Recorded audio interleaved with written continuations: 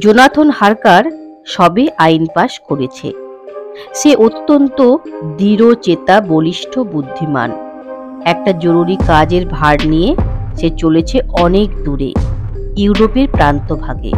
সেখানে ট্রান্সিলভেনিয়া অঞ্চলের এক প্রাচীন অভিজাত বংশীয় কাউন্ট ড্রাকুলা লন্ডনে একটা বিরাট সম্পত্তি কিনছেন এবং এক প্রখ্যাত আইনজীবী সংস্থার পক্ষ থেকে প্রয়োজনীয় আইন সংক্রান্ত কাজকর্ম সারার জন্য জোনাথন হারকার সেখানে যাচ্ছে। ভবিষ্যৎ উন্নতির জন্য সদ্য আইনবিদের পক্ষে কাজটা ভালোই। জোনাথন যেতে যেতে ভাবছিল, কিন্তু একটা ভয় আর আতঙ্কে গা ছমছম করা ভাব পরিবেশকে কেমন যেন শিউরে দিচ্ছে। অজ্ঞাত এক আশঙ্কায় অস্থির হয়ে উঠছে তার চেতনা। বিভিন্ন ভাবনার সঙ্গে জোনাথনের বারবার মনে পড়ছে ভাবী বধূ মিনার কথা। ট্রেনের অতি দীর্ঘ পথে অনেক রাস্তা দিয়ে মিউথিন, ভিয়েন, ক্রসেনবার্গ হয়ে জোনাথন ভিসাজে পৌঁছল সন্ধ্যায়। কাউন্ট ড্রাকুলার নির্দেশানুযায়ী গোল্ডেন ক্রোন হোটেলে ওঠে। সেখান থেকে পরদিন ঘোড়ায় টানা গাড়িতে খানিকটা গিয়ে কাউন্টের পাঠানো গাড়িতে তার প্রাসাদ দুর্গে যাওয়ার কথা। কিন্তু আশ্চর্য, জোনাথন ড্রাকুলার প্রাসাদে যাবে শুনে সকলেই কেমন যেন ভীত, আতঙ্কিত। শেষ পর্যন্ত মালিকের স্ত্রী সরল, পবিত্র স্বভাব মহিলাটি এগিয়ে এসে জোনাথনকে ড্রাকুলার প্রাসাদে যাওয়া বন্ধ করতে চাইলেন। তিনি কাকুতি মিনতি করলেন জোনাথনকে, সে যেন না যায়। জোনাথন তার রকম সকম দেখে অবাক হলো, কিন্তু তাকে তো যেতেই হবে। তখন তিনি ক্রুশটা জোনাথনের গলায় পরিয়ে দিয়ে বললেন, মনে করো তোমার মা এটা দিয়েছে। হোটেল থেকে গাড়িতে ওঠার সময় জোনাথন দেখল লোকেরা, যারা কেউই তাকে চেনে না, তার দিকে তাকিয়ে কি সব বলা বলি করছে ও বুকে পবিত্র ক্রুশ আঁকছে। গাড়ি যাচ্ছে, সহযাত্রীরা কেমন ভাবে যেন তাকায় তার দিকে। গাড়ি অতি দ্রুত ছুটে চলেছে কিসের যেন আশঙ্কায়। জোনাথন কিছু বোঝে না, কিন্তু এক অস্বাচ্ছন্দ্য, অজানা আতঙ্ক অনুভব করে। তবু চারপাশের সৌন্দর্য তাকে ভুলিয়ে দেয় সবকিছু। রাত্রি ঘনায়, অন্ধকার নিবিড় হয়ে আসে। আকাশে মেঘের সমারোহ, পরিবেশ বজ্রপাতের আশঙ্কায় ত্রস্ত। নির্দিষ্ট জায়গায় গাড়ি দাঁড়ায়। হঠাৎ কুচকুচে কালো ঘোড়ার একটা ফিটন এলো। জোনাথনের সহযাত্রীরা ভয়াল আতঙ্কে কম্পমান। ওই গাড়ির কোচওয়ানের অদ্ভুত দৃঢ় সবল হাতের সাহায্যে জোনাথন তাতে উঠল। পিছনের গাড়ি জোনাথনকে নামিয়ে অস্বাভাবিক দ্রুত বেগে প্রাণপণ দৌড়ল। তার ঘোড়াগুলি থরথর কাঁপছে, আর যাত্রীরা বুকে আঁকছে ক্রুশ চিহ্ন। ভগবানকে কাতর ভাবে ডাকছে, হে ঈশ্বর, রক্ষা করো। এদের গাড়ি রুক্ষ পার্বত্য পথে চলছে। হঠাৎ যেন প্রচন্ড ঠান্ডা জোনাথনকে অসাড় করে দিল। কুকুরের অসহ্য চিৎকার শোনা গেল। নেকড়ের রক্তলোলুপ গর্জন হাড় কাঁপিয়ে দিল। বাতাসের সনসন, হিমেল হাওয়ায় তীক্ষ্ণতা, গাঢ় অন্ধকারের কম্পমান ভয়াল নীল শিখা। দুঃস্বপ্নের মধ্য দিয়ে যেন জোনাথন পৌঁছল ড্রাকুলার ভগ্ন বিশাল প্রাসাদে। চাঁদের আলোয় অপ্রাকৃতিক পরিবেশে অদ্ভুত, রহস্যময়, অপার্থিব মনে হচ্ছে সেই প্রাসাদকে। কাউন্ট এসে আন্তরিক অভ্যর্থনা করে জোনাথনকে তার সুন্দর আলোকিত উত্তপ্ত ঘরে নিয়ে গেলেন। তার সুন্দর আলোকিত উত্তপ্ত ঘরে এসে জোনাথন খুব খুশি হলো। তার ক্লান্তি, ভীতি কেটে যাচ্ছে আস্তে আস্তে। হাত মুখ ধুয়ে খাবার ঘরে এলো। পরম পরিতৃপ্তিতে খাওয়া দাওয়া করলো। জোনাথন কাউন্টকে সলিসিটর মিস্টার হকিন্সের চিঠি দিল। কথা চলছে। সে ভালোভাবে তাকালো কাউন্টের দিকে। অদ্ভুত চেহারা কাউন্টের, অত্যন্ত বলিষ্ঠ দেহ, ঈগলের ঠোঁটের মতো বাঁকা তীক্ষ্ণ নাক, বেঁটে রুক্ষ আঙুল, ধারালো লম্বা নখ এবং আশ্চর্যজনকভাবে ঝকঝকে সাদা ধারালো দাঁত আর টুকটুকে লাল ঠোঁট। আর কাউন্টের গায়ে একটা বীভৎস ভ্যাপসা গন্ধ। প্রাথমিক কথাবার্তার পর জোনাথন শুতে গেল। নির্জন স্তব্ধতার মধ্যে হিংস্র নেকড়ের ডাক শুনতে শুনতে বিস্মিত শিহরিত জোনাথন ঘুমিয়ে পড়ল। পরদিন সকাল। কাউন্ট নেই। জোনাথন প্রাতরাশ সেরে প্রাসাদ দেখছে। অদ্ভুত সুন্দর সুসজ্জিত। এত বিরাট বাড়ির কিন্তু দুটো ত্রুটি আছে।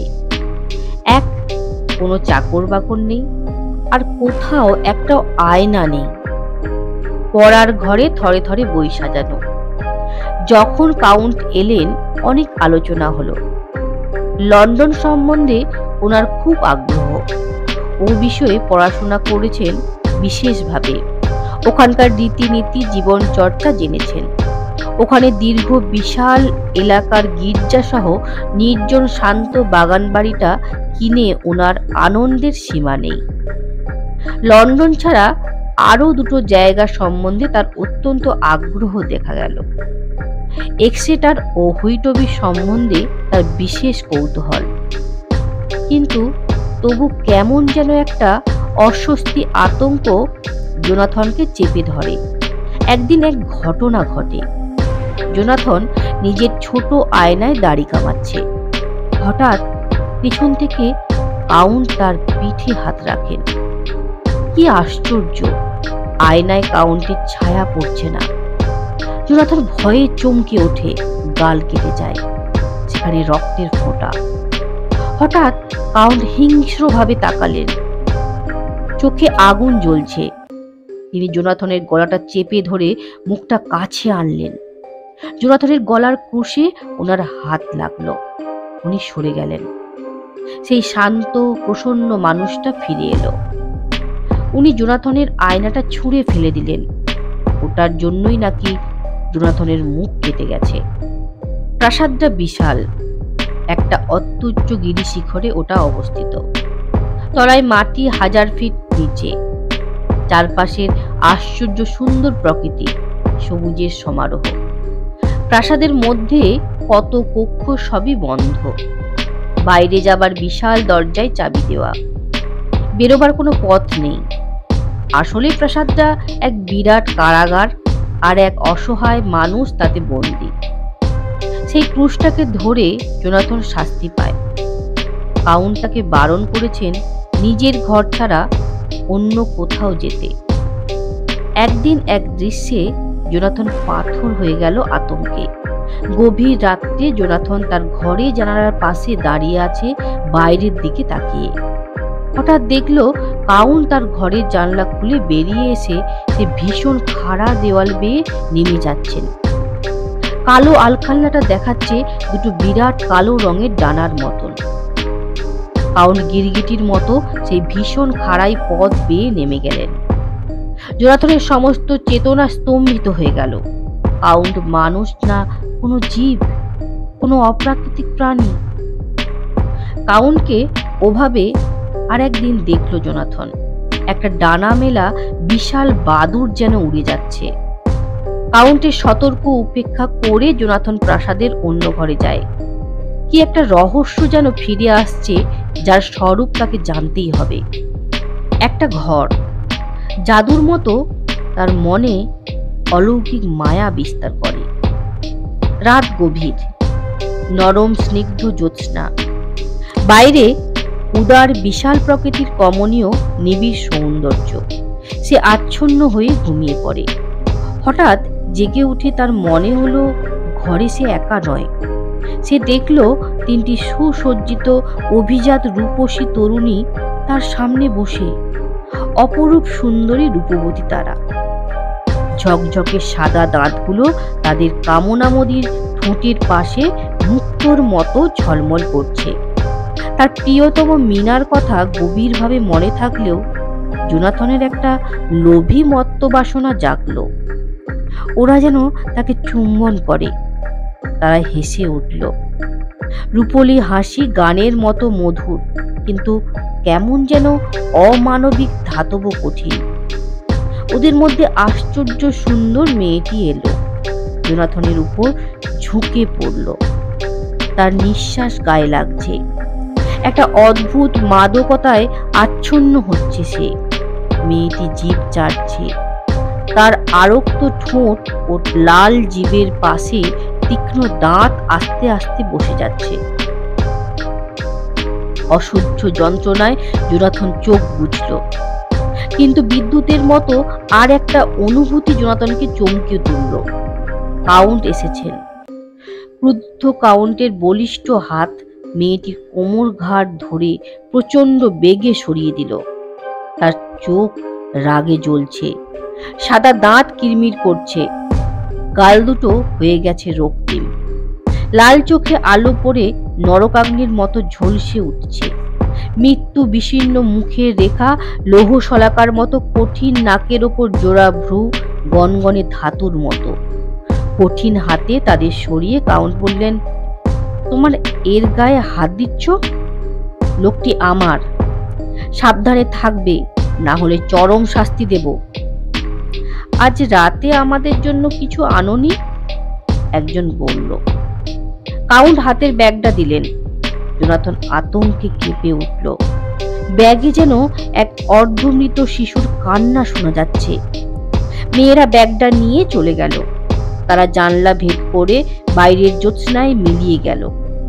ধূসর ম্লান ছায়া হয়ে আস্তে আস্তে শূন্যে বিলীন হয়ে গেল। আর সহ্য করতে পারল না জোনাথন।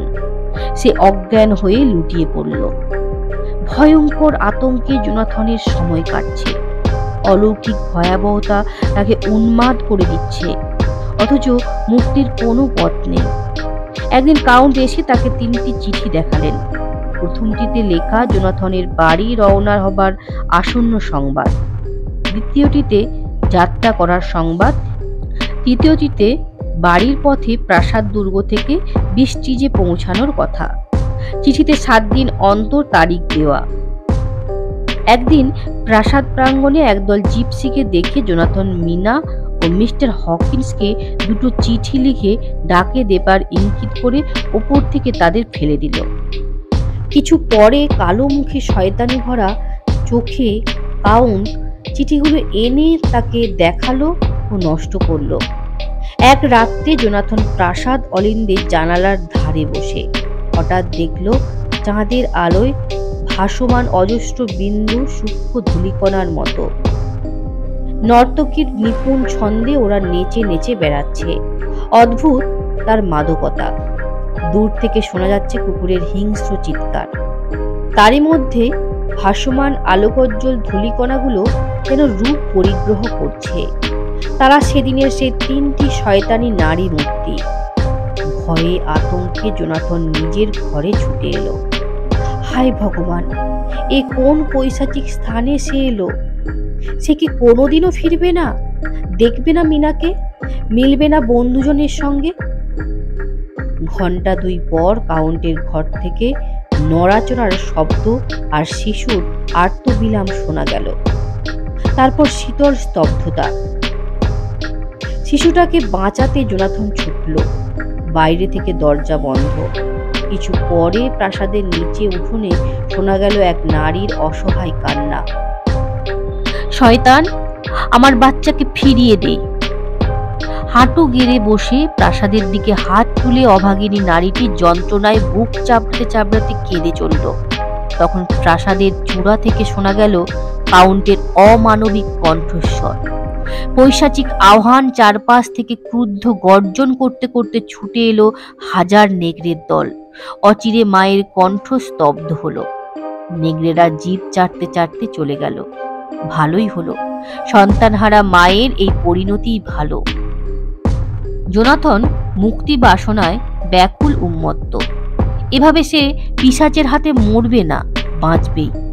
জোনাথন লক্ষ্য করে দেখল এখানে যা কিছু ঘটছে সব রাত্রিতে। তাছাড়া দিনের বেলা কাউন্টকে কখনো দেখা যায় না। দুঃসাহসী জোনাথন দুর্বার তাগিদে মুক্তির পথ খুঁজছে। কাউন্টের মতো জানালা গলে যাওয়া যায় কি?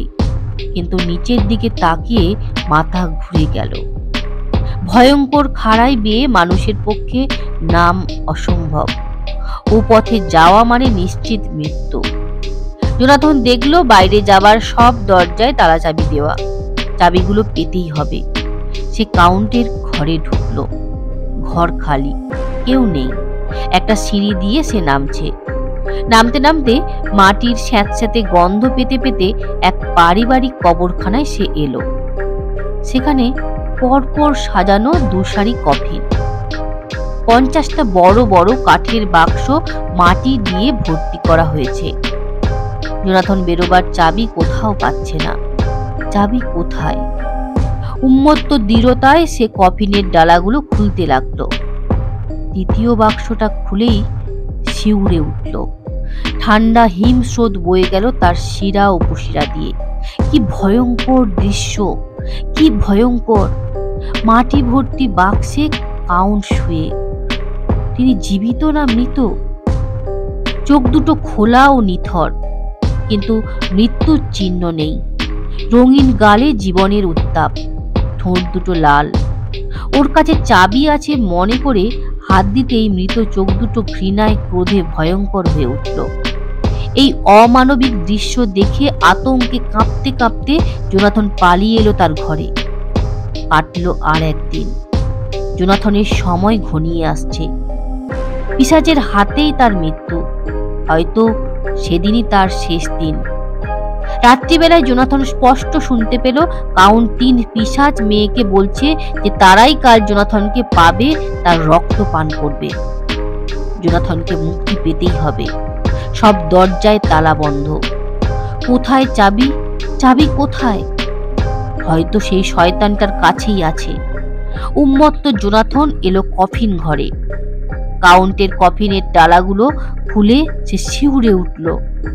কাউন্ট শুয়ে আছে, কিন্তু যৌবনকে যেন অনেকটা ফিরে পেয়েছে। সাদা চুল কালো হয়েছে, গাল হয়েছে নিটোল, চামড়ায় লালের আভা। মুখটা লাল হয়ে রয়েছে, ঠোঁটে লেগে আছে টাটকা রক্ত। রক্ত মুখের পাশ দিয়ে গড়িয়ে পড়ে চিবুক গলা ভিজিয়ে দিচ্ছে। ঘৃণ্য কুৎসিত ভয়াবহ জীবটার চোখ জ্বলছে। জোনাথন অনেক খুঁজেও চাবি পেল না।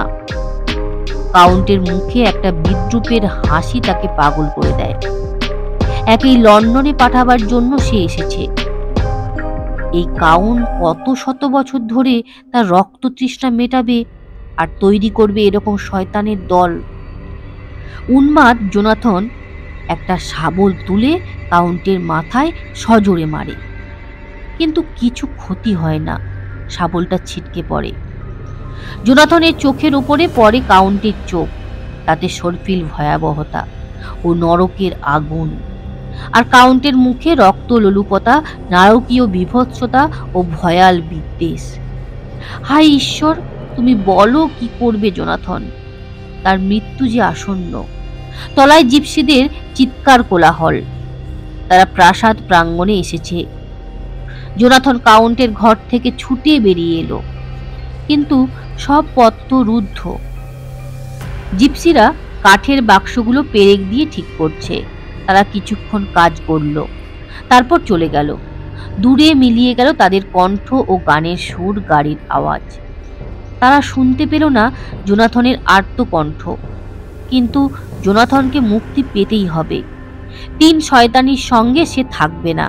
থাকবে না ভয়ঙ্কর প্রেত দানব কাউন্টের সঙ্গে। মরবে না সে কিছুতেই। এই ভয়ঙ্কর নরকে পিশাচের হাতে মৃত্যু নয়। কিন্তু পথ কোথায়? কোথায় পথ? পথ সে পাবেই বেরোবার। না হলে ভয়ঙ্কর খাড়াই পাহাড়ের গা তো আছে, সেখানেই তার ভবিতব্য। ভগবান, তুমি আছো। তুমি শয়তানের থেকেও শক্তিশালী। জোনাথন মুক্তি পাবে, পাবে মৃত্তিকার ছোঁয়া। বিদায় মিনা, বিদায়। ইংল্যান্ডের হুইটবি অঞ্চলে কুমারী লুসি ওয়েস্টেনরা থাকে। হুইটবি অত্যন্ত মনোরম জায়গা। নদী বয়ে যাচ্ছে কুলকুল ধ্বনিতে। সমুদ্রের কাছে গিয়ে তা বিশাল হয়ে ওঠে। মোহনার মুখে সেতুতে দাঁড়ালে চারপাশের দৃশ্য আশ্চর্য লাগে। উপত্যকায় সবুজের সমারোহ, পুরনো শহরের বাড়িগুলো ছবির মতন, শহরের মাঝখানে একটা গির্জা, অন্য প্রান্তে সমাধিক্ষেত্র, সংলগ্ন গির্জার দৃশ্য অতি মনোরম। বন্দরটাও সুন্দর। দূরে সমুদ্রের মাঝখান থেকে একটা উঁচু খাড়া পাহাড় উঠেছে। দূরে সমুদ্রে জাহাজ ডুবলে পাহাড়ের বয়ার বিষণ্ণ করুণ ঘণ্টার ধ্বনি শোনা যায়। প্রিয় বান্ধবী লুসির আমন্ত্রণে মিনা মুরে হুইটবিতে বেড়াতে এসেছে। লুসির সঙ্গে বিয়ে হবে আর্থার হোমউডের। লুসির সঙ্গে বন্ধুত্ব রয়েছে তরুণ বিশিষ্ট মনস্তাত্ত্বিক চিকিৎসক ডাক্তার জন মেওয়ার্ডের ও প্রাণচঞ্চল উচ্ছল আমেরিকান তরুণ মরিসের। ওরা লুসিকে প্রাণ দিয়ে ভালোবাসে। লুসি ও মিনা অকপটে তাদের হৃদয়ের কথা তুলে ধরে পরস্পরের কাছে। লুসি বলে আর্থারের কথা, তাদের প্রেম প্রীতি ভালোবাসার গান শোনায়। মিনার মনে এক অদ্ভুত ভয় আর ভাবনা। জোনাথনের সঠিক খবর সে পাচ্ছে না। জোনাথন তাকে চিঠি লিখবে না ভাবাই যায় না। কি যে হলো জোনাথনের। এর মধ্যে হুইটবিতে এক অস্বাভাবিক প্রাকৃতিক দৃশ্য দেখা যায়, যদিও প্রকৃতি ছিল অত্যন্ত শান্ত। কিন্তু রাত্রিবেলায় সমুদ্রে এক প্রচণ্ড আলোড়ন ওঠে। অকল্পনীয় দ্রুত বেগে ঝটিকা এসে সব তছনছ করে দেয়। সর্বগ্রাসী ভয়ঙ্কর দৈত্যের মতো হয়ে ওঠে সমুদ্র। গিরিশৃঙ্গকে যেন উপড়ে ফেলবে, তটভূমিকে খান খান করে দেবে। ঝড় থামেও হঠাৎ। একটা রাশিয়ান জাহাজ চড়ায় আটকে থাকে। তাতে 50টা বড় বড় কাঠের বাক্স।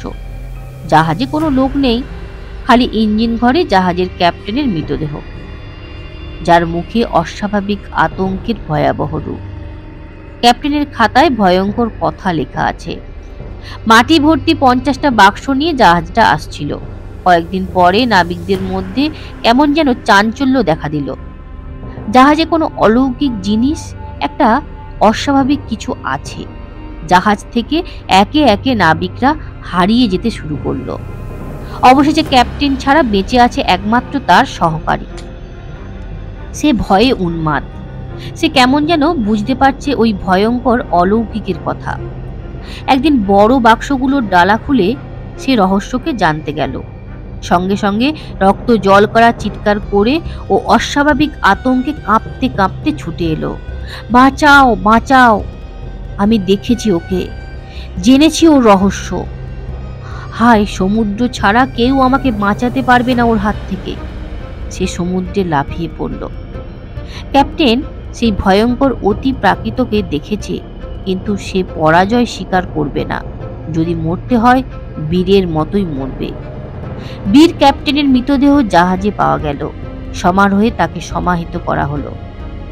হুইটবির প্রান্তরে মৃত্যুর হিমেল ছায়া, বাতাসে মৃত্যুর গন্ধ, আকাশে মৃত্যুর হাতছানি। মিনা লুসির কাছে শোয়। একদিন রাতে জেগে উঠে মিনা দেখে লুসি কোথাও নেই।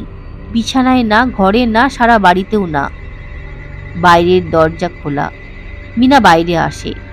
নির্জন নিস্তব্ধ পৃথিবী। চাঁদের আলো ঝলসে উঠেছে দিগন্ত প্রসারিত শস্যক্ষেত্রে। হঠাৎ মিনা দেখল সমাধি প্রাঙ্গণের সামনে বেরিতে শুয়ে আছে লুসি আর একটা কালো ছায়া তার ওপর ঝুঁকে আছে। মিনা চিৎকার করে উঠল, লুসি, লুসি! ছায়া মূর্তিটা চোখ তুলল। তার মুখ সাদা, চোখগুলো লাল জ্বলছে। মিনা ছুটে এলো। লুসি নিঃসাড়, পাশে কেউ নেই। ছায়ামূর্তি মিলিয়ে গেছে।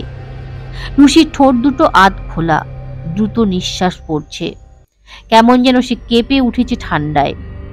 ক্লান্তি, আশঙ্কা ও ভয়ে অবশ মিনা কোনো রকমে তাকে ঘরে আনে। লুসির গলায় 3 ফোঁটার মতো দাগ, কিন্তু আশ্চর্য, অসুস্থ নয়। সকালে ঘুম ভেঙে লুসিকে যেন আরো ভালো দেখাচ্ছিল। পরের রাতেও লুসি বেরোবার চেষ্টা করলো, কিন্তু দরজা তালা বন্ধ থাকায় ও মিনা জোর করায় ও যেতে পারল না। তার পরের রাতেও মিনা হঠাৎ ঘুম ভেঙে দেখল লুসি জানালার দিকে মুখ করে রয়েছে। ও উপসে পড়া জ্যোৎস্নার আলোর রহস্যময় পরিবেশ একটা বড় কালো বাদুড়, যে জানালার সামনে ঘুরে বেড়াচ্ছে। পরের রাতেও দেখা গেল লুসি জানালার মাথা দিয়ে যেন ঘুমোচ্ছে, আর পাশেই বিরাট একটা পাখি। পরের দিনও একই ঘটনা ঘটল। লুসি দিন দিন কেমন যেন ম্লান বিশীর্ণ হয়ে যাচ্ছে। তার গলার ক্ষতটা বেড়েই যাচ্ছে। লুসির মাও অসুস্থ, তার উপর মেয়ের ভাবনা। এদিকে মিনা জোনাথনের সম্বন্ধে জরুরি খবর পেয়ে চলে গেছে। লুসির ভাবি স্বামী আর্থার লুসির জীর্ণ শীর্ণ ক্লান্ত রূপ সইতে পারে না। সে ডাক্তার জন শেওয়ার্ডকে সব জানায়। ডক্টর শেওয়ার্ড দেখে শুনে কেসটাকে বেশ জটিল মনে করে। সে তার শিক্ষক, বিশিষ্টতম চিকিৎসক ও জটিল দুরারোগ্য রোগ বিশেষজ্ঞ অধ্যাপক ভান হেলসিংকে সব জানায়। ডক্টর হেলসিং ব্যাপারটাতে আগ্রহী হলো। আর্থার তার বাবার বাড়াবাড়ি অসুখের খবর পেয়ে চলে যায়। ডক্টর ভান হেলসিং লুসিকে দেখেন। তিনি একটা গুরুতর ভয়ঙ্কর কিছু আশঙ্কা করছেন। তিনি ডাক্তার শেওয়ার্ডকে দায়িত্ব দিয়ে চলে গেলেন ও বললেন লুসির সম্বন্ধে প্রত্যহ খবর জানাতে। লুসির অবস্থা খারাপের দিকে যায়। ডক্টর ভান ছুটে এলেন। লুসিকে দেখাচ্ছে মরার মতো। তার মুখ খড়ির মতো সাদা, ঠোঁটে লালচে ভাব একেবারে নেই। মুখের হাড় বেরিয়ে আসছে, নিঃশ্বাস নিতে কষ্ট হচ্ছে। ডক্টর ভান বিবর্ণ মুখে বললেন, এক্ষুনি ওকে রক্ত দিতে হবে। আর্থার এসে পড়েছে ততক্ষণে। সে রক্ত দিল। লুসির মুখে রক্তিম আভা আস্তে আস্তে ফিরে এলো। লুসির গলায় দাগগুলো ডক্টর ভানের নজরে পড়ল। তাকে অত্যন্ত চিন্তান্বিত মনে হলো। পরপর 2 রাত ডক্টর শেওয়ার্ড সারাক্ষণ জেগে লুসিকে চোখে চোখে রাখলে। 3য় রাতে ঘুমিয়ে পড়ে। সকালে ডক্টর ভান আসেন। তারা দুজনে লুসির ঘরে যান। কি সাংঘাতিক! বিছানায় লুসি শুয়ে, আরো ফ্যাকাশে রোগা, ঠোঁটগুলো সাদা হয়ে গেছে, মাড়ি শুকিয়ে চোয়ালের হাড় বেরিয়ে এসেছে, যেন কতকালের রোগে ভোগা মৃতদেহ। এবার আরো মারাত্মক অবস্থা। রক্ত দিল জন শেওয়ার্ড। এবারের মতো আবার বেঁচে গেল লুসি। সারাদিন ভালোই ঘুমোলো সে। ডক্টর ভান শেওয়ার্ডকে বললেন ভালো করে খাওয়া দাওয়া করে বিশ্রাম নিতে। তিনি সেদিন লুসির কাছে থাকবেন। শেওয়ার্ডের সাহায্যের এখন প্রয়োজন, ভীষণ প্রয়োজন। ওরা দুজনেই ব্যাপারটা দেখবেন শেষ পর্যন্ত, এবং এ বিষয়ে কাউকে কিচ্ছু বলা যাবে না। অসম্ভব অবিশ্বাস্য অনেক কিছুই ঘটতে পারে। সেদিন বিকেলে পার্সেল একটা মোড়ক ডক্টর ভানের নামে এলো। তাতে অনেক সাদা ফুল। তিনি লুসিকে বললেন যে এগুলোই তার রোগের ঔষধ।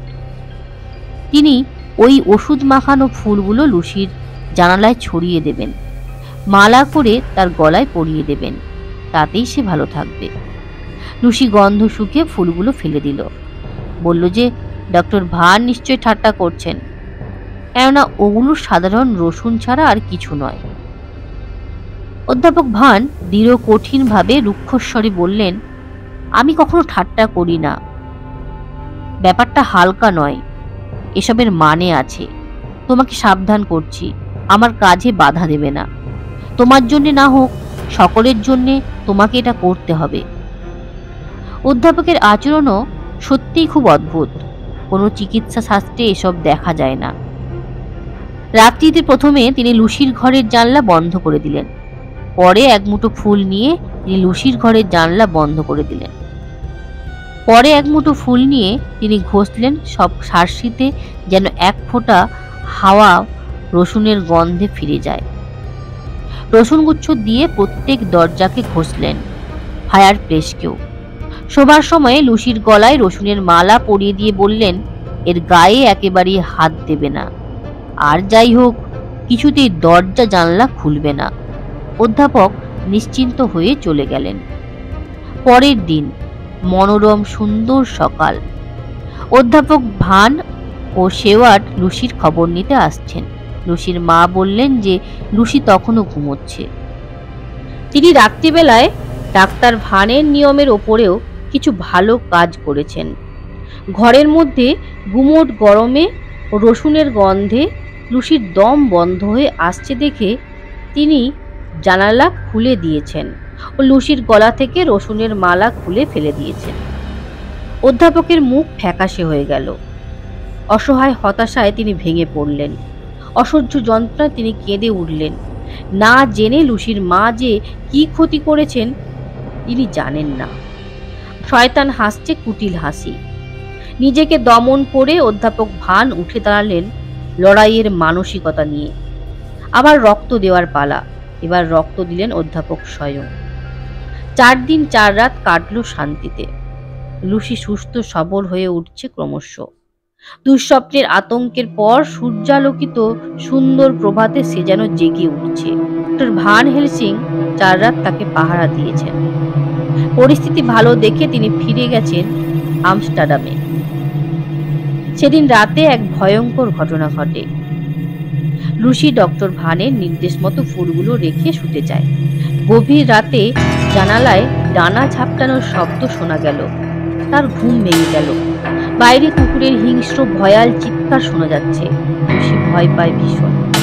হঠাৎ দরজা খুলে তার মা ঢোকেন ও মেয়েকে গভীর মমতায় আঁকড়ে ধরেন। জানালার ডানা ঝাপটানোর শব্দ, নিচে পশুর ক্রুদ্ধ গর্জন। হঠাৎ জানালার কাঁচ সশব্দে ভেঙে গেল। এক বিরাট ধূসর হিংস্র নেকড়ের মুখ দেখা গেল। আতঙ্কিত মা আঁকড়ে ধরলেন মেয়েকে। লুসির গলার ফুলের মালা ছিঁড়ে গেল। লুসির মার প্রাণহীন দেহ মাটিতে লুটিয়ে পড়ল। লুসি আতঙ্কে স্তব্ধ। জানালায় নেকড়ের মুখ মিলিয়ে গেছে। ভাঙা জানলা দিয়ে ঢুকছে অজস্র ধূলিকণা। তারা যেন ঘুরে ঘুরে একটা মূর্তি তৈরি করছে। কি অলৌকিক জাদুমায়ায় লুসির চেতনা হারায়। ঘরের মৃতদেহ, বাতাসে ঘূর্ণায়মান অজস্র সূক্ষ্ম কণিকা, বাইরে নেগড়ের চাপা হিংস্র গর্জন। ঈশ্বর রক্ষা করুন প্রিয়তম আর্থারকে আর তার প্রেয়সী লুসিকে। পরদিন সকালেই ডক্টর ভান ও শেওয়ার্ড একসঙ্গে এসে পৌঁছলেন লুসির কাছে। জোর করে ভেতরে ঢুকে ঘরের দৃশ্য দেখে তারা ভয়ে বিস্ময়ে হতবাক। বিছানায় লুসি শুয়ে অজ্ঞান, পাশে তার মার মৃতদেহ। মৃতের মুখে ভয়ঙ্কর আতঙ্কের ছাপ। লুসির মুখ ফ্যাকাশে, তার গলায় মালা নেই। সেখানে দুটো চিহ্ন ক্ষতের আকারে দেখা যাচ্ছে। অজ্ঞান, অচৈতন্য হলেও লুসি তখনও বেঁচে, যদিও তার শ্বাস প্রশ্বাস অতি ক্ষীণ। অধ্যাপক ভান আপ্রাণ চেষ্টা করছেন তার চেতনা ফিরিয়ে আনতে, তাকে বাঁচাতে।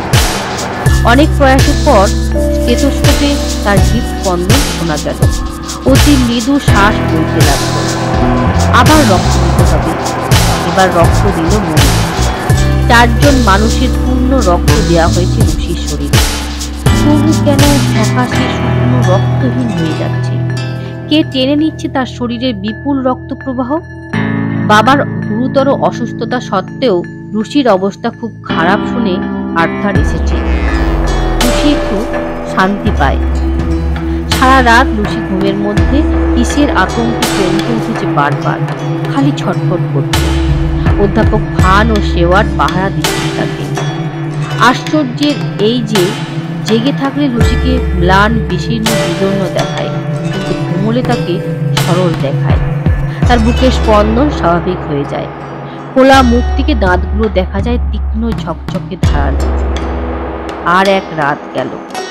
লুসি আরো ম্লান হয়ে পড়েছে। মৃত্যু এসে গেছে তার শিয়রে, কিন্তু তার দাঁতগুলো আরো তীক্ষ্ণ উগ্র দেখাচ্ছে।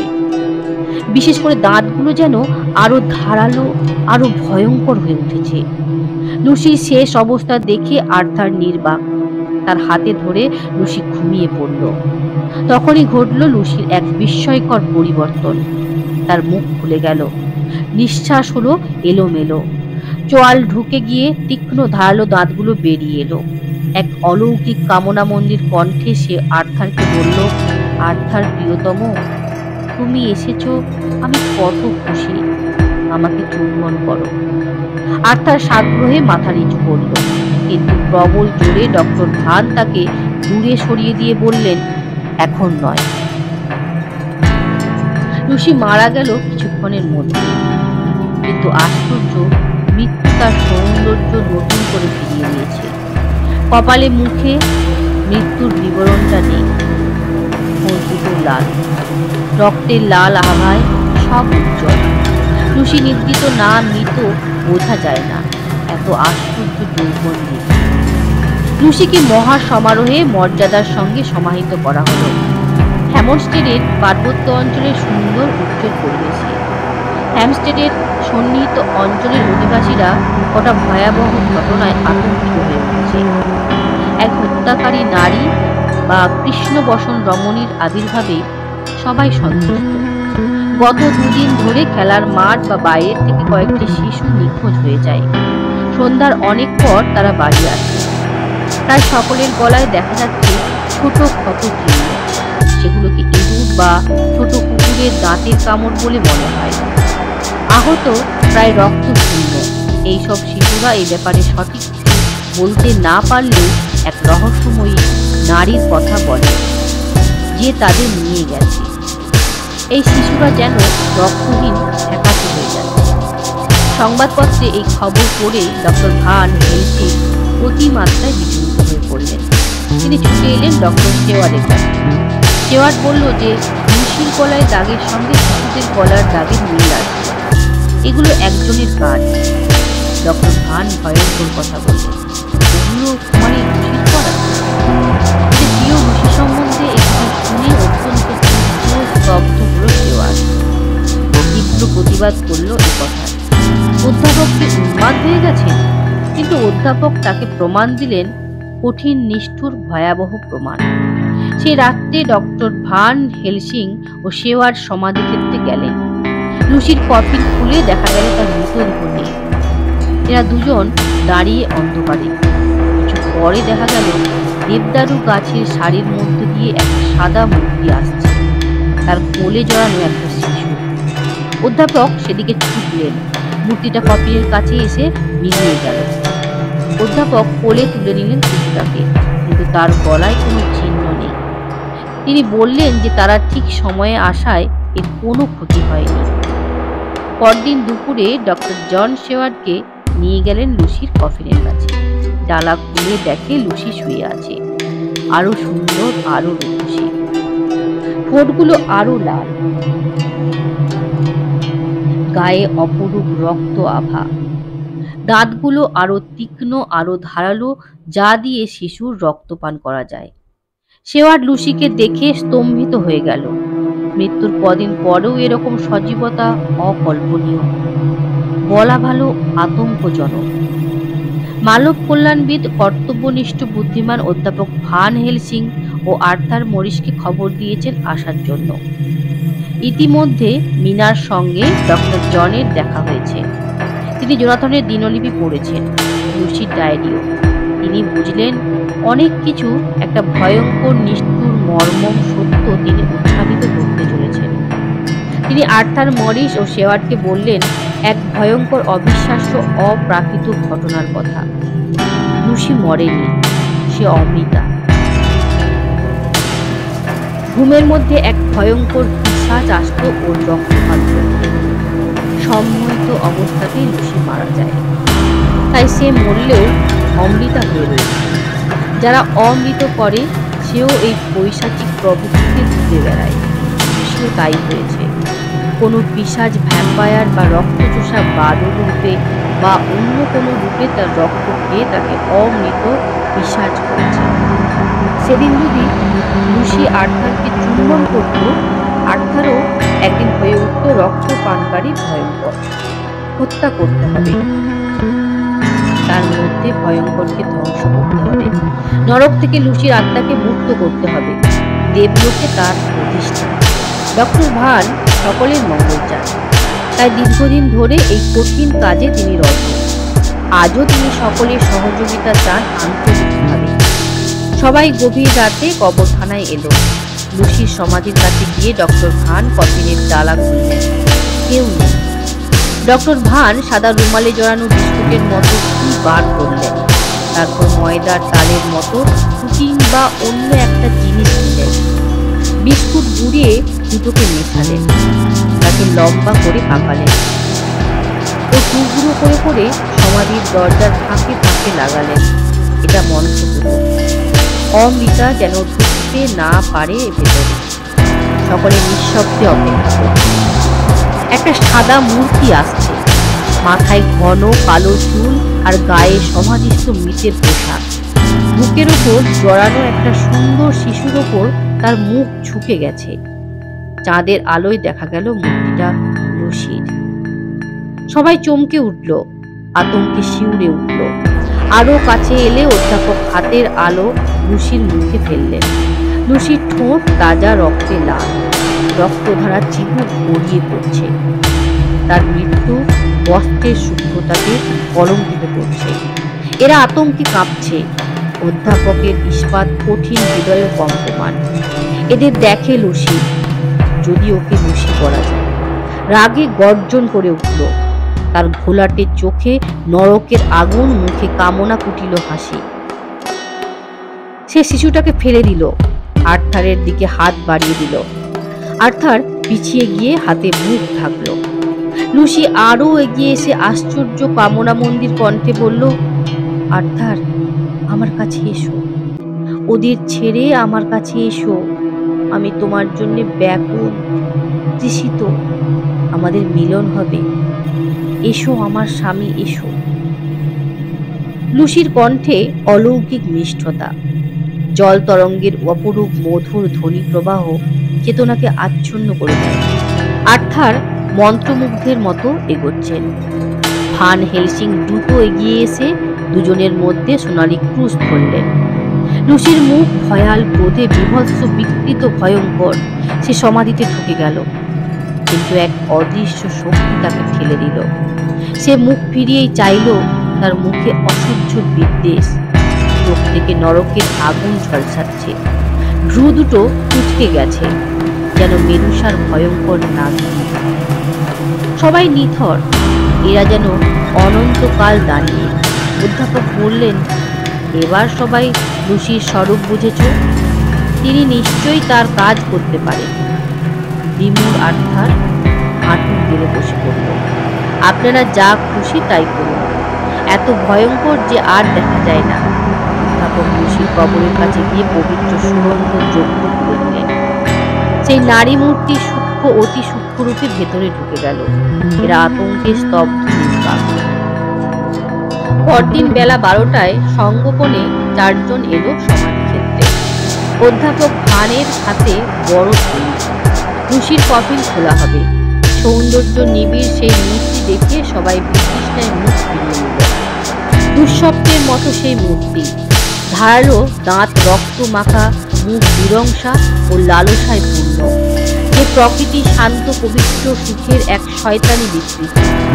ভান বার করলেন থালাই, লোহা, প্রদীপ, কয়েকটা ছুরি ও 3 ফুট লম্বা 2.5 ইঞ্চি চওড়া কাঠের তিলক, যার একদিকে আগুন পোড়ানো ও তীক্ষ্ণ করা এবং একটা বড় হাতুড়ি। তিনি বোঝালেন, রক্ত পিপাসু লুসিকে হত্যা না করলে সে মুক্তি পাবে না এবং আরো ভয়ঙ্কর হয়ে উঠবে। আর্থারকে লুসির বুকে এই তিলক বিধিয়ে দিতে হবে।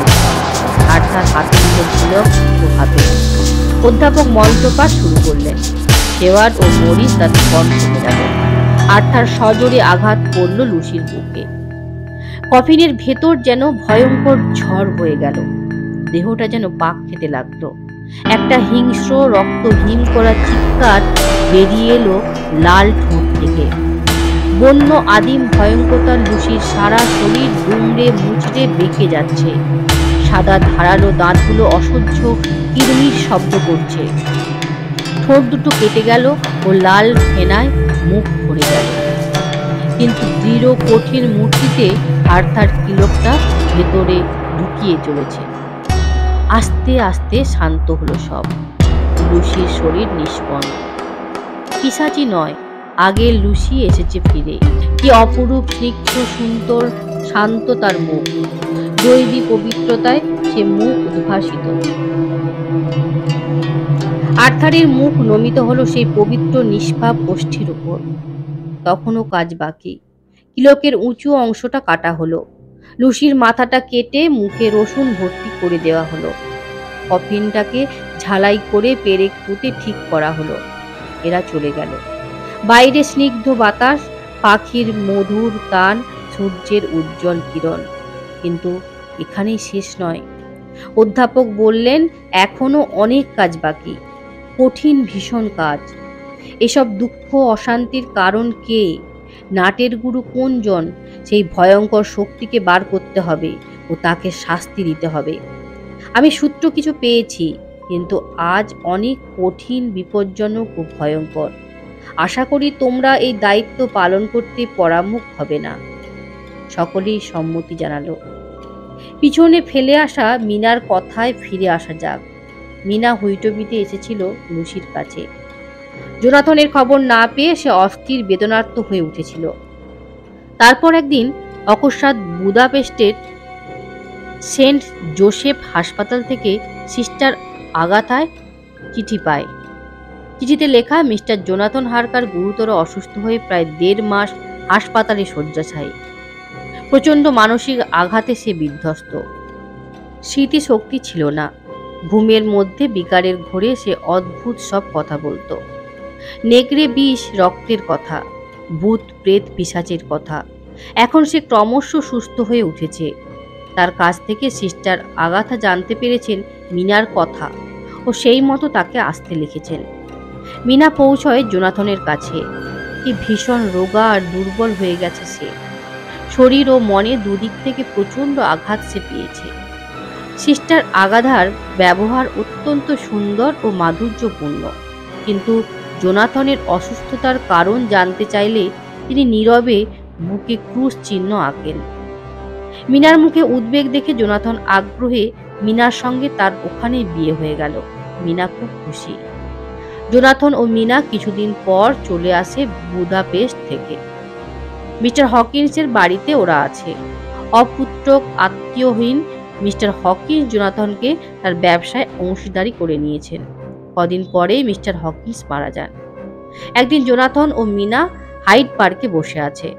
হঠাৎ মিনা দেখল জোনাথন ম্লান, আতঙ্কিত, ফ্যাকাশে মুখে চেয়ে আছে রাস্তার একটা লোকের দিকে। সে আবার এক অপরূপ সুন্দরী মেয়ের দিকে তাকিয়ে একদৃষ্টে। লোকটা দীর্ঘকায় শীর্ণ, তার লাল ঠোঁটের আড়ালে হিংস্র পাশবিক সাদা দাঁত। জোনাথন আতঙ্কিত স্বরে বলল, ওই সেই লোক। আমি বুঝতে পেরেছি ওই লোকটাই কাউন্ট, কিন্তু ওকে যে একেবারে তরুণ দেখাচ্ছে। হায় ভগবান, এ কি হলো? জোনাথন আবার অসুস্থ হয়ে পড়ে। এরা ডক্টর ভান হেলসিং এর কাছ থেকে একটা টেলিগ্রাম পেল, যাতে লুসি ও তার মার মৃত্যু সংবাদ আছে। মিনা দুঃখে ভেঙে পড়ে। মিনা সারা রাত ঘুমোতে পারেনি। জোনাথনকে কি দুঃসহ নরক যন্ত্রণা ভোগ করতে হয়েছিল, কিন্তু সেই ভয়ঙ্কর শয়তানটা এসেছে লন্ডন শহরে। এবার মিনাকেও কিছু করতেই হবে। ইতিমধ্যে ডক্টর ভান হেলসিং মিনাকে চিঠি লিখেছেন তার সাহায্য চেয়ে। এক ভয়ঙ্কর নিষ্ঠুর পরিণতি থেকে তিনি অন্যদের রক্ষা করতে চান বলেই মিনার সাহায্য প্রার্থী। কারণ মিনাও এ ব্যাপারে বেশ কিছু জানে। অধ্যাপক ভান হেলসিং মিনাদের কাছে এলেন। মিনা তার দৃঢ়তা, বলিষ্ঠ ব্যক্তিত্ব ও গভীর সহৃদয়তায় শ্রদ্ধান্বিত হল। উনিও লুসির বান্ধবী মিনার চরিত্র, মাধুর্য, সততা ও পবিত্রতার কথা বুঝলেন। মিনাওকে লুসির কথা সব জানালো। জোনাথনের সেদিন কাউন্টকে দেখার কথাও জানালো। ড্রাকুলা প্রাসাদে জোনাথনের দিনলিপি ডক্টর ভান পড়লেন। নতুন তথ্যাদি জানতে পেরে তিনি আনন্দে অধীর হলেন। জোনাথনের ওর প্রতি গভীর শ্রদ্ধা। সে বুঝতে পারছে কাউন্টের অলৌকিক রহস্য উনিই ভেদ করতে পারবেন। অধ্যাপক এদের সহযোগিতা চাইলেন। সত্যি জোনাথনের মতো উদার ও অসমসাহসী পুরুষ এবং মিনার মতো সৎ, পবিত্র, কর্তব্যনিষ্ঠ, আন্তরিক স্বভাবের নারীর সঙ্গে পরিচিত হয়ে তিনি অত্যন্ত খুশি। কদিন বাদে মিনা খবর দিল। বিশেষ সংবাদ নিয়ে তারা সেই দিনই ডক্টর ভানের কাছে যাচ্ছে। ডক্টর ভান চলে যাবেন। তাদের অভ্যর্থনায় ভার দিলেন জন শেওয়ার্ডের ওপর, যার বাড়িতে ওরা থাকবে। ওরা এলো। ওদের সঙ্গে কথা বলে শেওয়ার্ড খুশি। সত্যি ওদের মতো সুখী দম্পতি নেই। লুসির কথা হলো, অনেক তথ্য জানা গেল। লুসির শেষ দিকের কথা শুনে মিনা ভয়ে আতঙ্কে শিউরে উঠল। জোনাথন বলল, কাউন্ট ড্রাকুলার পাঠানো মাটি ভর্তি বাক্সগুলো সম্বন্ধে খোঁজ খবর করা অত্যন্ত দরকার। এ ব্যাপারেই সে এসেছে। বাক্সগুলো ভার্না থেকে হুইটবি পৌঁছায়। সেখান থেকে কারফাক্সের পুরনো গির্জায় পৌঁছাবার কথা। কদিন বাদে মিনা খবর দিল বিশেষ সংবাদ নিয়ে তারা সেই দিনই ডক্টর ভানের কাছে যাচ্ছে। ডক্টর ভান চলে যাবেন। তাদের অভ্যর্থনার ভার দিলেন জন শেওয়ার্ডের ওপর, যার বাড়িতে ওরা থাকবে। ওরা এলো। ওদের সঙ্গে কথা বলে শেওয়ার্ড খুশি। সত্যি ওদের মতো সুখী দম্পতি নেই। লুসির কথা হলো, অনেক তথ্য জানা গেল। লুসির শেষ দিকের কথা শুনে মিনা ভয়ে আতঙ্কে শিউরে উঠল। জোনাথন বলল, কাউন্ট ড্রাকুলার পাঠানো মাটি ভর্তি বাক্সগুলো সম্বন্ধে খোঁজ খবর করা অত্যন্ত দরকার। এ ব্যাপারে সে এসেছে। বাক্সগুলো ভার্না থেকে হুইটবি পৌঁছয়। সেখান থেকে কারফাক্সের পুরনো গির্জায় পৌঁছাবার কথা। অবশ্য সেখানে 50টা বাক্স সঠিক আছে কিনা খোঁজ নেওয়া দরকার। জোনাথনের কথা শুনে শেওয়ার্ডের মাথায় বিদ্যুৎ তরঙ্গ খেলে গেল। সে ভাবছে অনেক কিছু। লুসিও, তার মৃত্যু, জাহাজের দুর্ঘটনা, ভ্যাম্পায়ার, কাঠের বাক্সগুলো, ওগুলোর সঙ্গে কাউন্টের কি সম্পর্ক ওই গির্জায়? ভাবনায় তলিয়ে গেল শেওয়ার্ড। জোনাথন দৃঢ় প্রতিজ্ঞ। শয়তানটাকে শেষ করার প্রবল বাসনায় সে কাজ করে যাচ্ছে, খোঁজ করছে। পরীক্ষার কাজের 50 বাক্স ভর্তি মাটি। ভয়ঙ্কর ড্রাকুলারের সঙ্গে শেষ বোঝাপড়ায় সে প্রস্তুত। মিনাও পৈশাচিকতার অবসান চায়। লুসির হত্যার প্রতিশোধ চায়। তার স্বামীকে বাঁচাতে চায়। সে সকলের দিনলিপি ও সংবাদাদি জানিয়ে গুছিয়ে পুরো ঘটনাগুলো সুসজ্জিত করে ফেলেছে টাইপ করে। গোটা ইতিহাসটা সুন্দর ফুটে উঠেছে। এতে সবকিছু বুঝতে পারা যাবে ভালো মতো। কাজেরও খুব সুবিধে হবে। শেওয়ার্ড, আর্থার ও টমাস সকলেই চাইছে শেষ পর্যন্ত লড়াই করতে। আর ডক্টর ভানের তুলনা নেই। প্রবীণ এই মানুষটি কর্তব্যের খাতিরে মানবতার তাগিদে সকলের কল্যাণ কামনায় কঠোরতম পরিশ্রম করে চলেছে। সবাই মিলিত হয়েছে ডক্টর শেওয়ার্ডের পড়ার ঘরে এক জরুরি আলোচনা সভায়।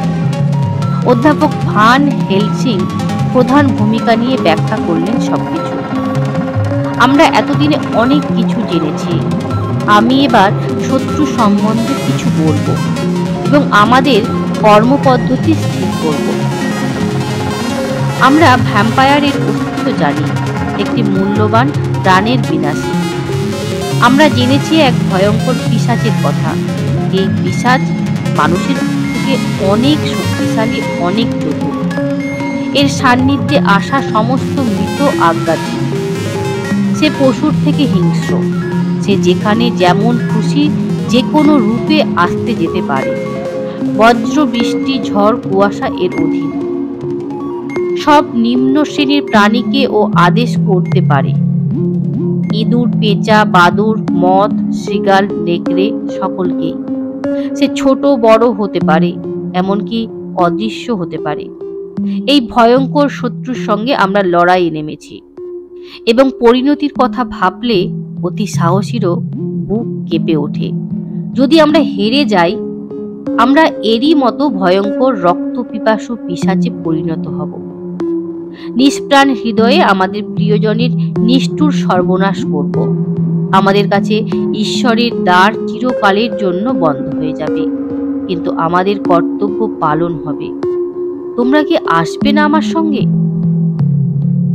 সকলেই দৃঢ় কঠিন প্রত্যয়ে তাদের অঙ্গীকার ঘোষণা করল। অধ্যাপক ভান হেলসিং বলে চললেন, এবার ওই দানবের বৈশিষ্ট্য সম্বন্ধে আলোচনা করা যাক। সে বেঁচে থাকে মানুষের রক্ত পান করে। দেখেছি, সে আরো তরুণ হয়ে যায়। সে অন্য কিছু খায় না। আয়নায় তার ছায়া পড়ে না। সে নেকড়ে বা বাদুড়ে পরিণত হয়। সে চাঁদের আলোয় ধূলিকণা হয়ে ভাসে, অতি সূক্ষ্ম দেহ নিতে পারে। সে যে কোনো জিনিসের মধ্য দিয়ে যাতায়াত করতে পারে। সে অন্ধকারেও দেখতে পায়। তবু সে সবকিছু পারে না। তারও সীমাবদ্ধতা আছে।